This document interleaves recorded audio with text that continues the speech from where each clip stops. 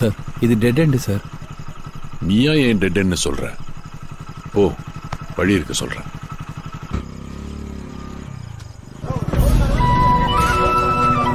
இங்க நிறுத்திக்க.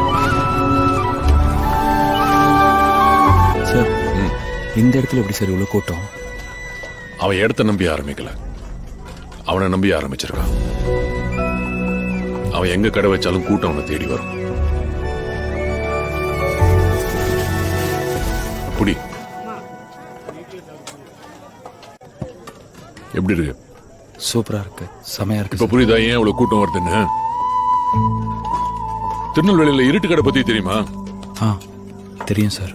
ஒரு காலத்துல கோயில் எதிர்த்தாப்புல கரண்டே இல்லாம இருட்டுல ஆரம்பிச்சது, அதனாலதான் பேர் இருட்டு கடை.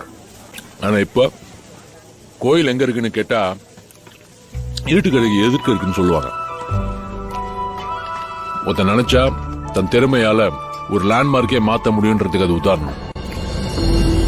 ஒரு பொருள் அங்க மட்டும்தான் கிடைக்கும்னா அது எங்க இருந்தாலும் கூட்டம் தானா தேடி வரும். தோ இந்த மாதிரி பூவை தேடிதான் எப்ப வண்டு வரும், வண்டை தேடி பூ போவாது. அதான் இயற்கை. சாப்பிடு.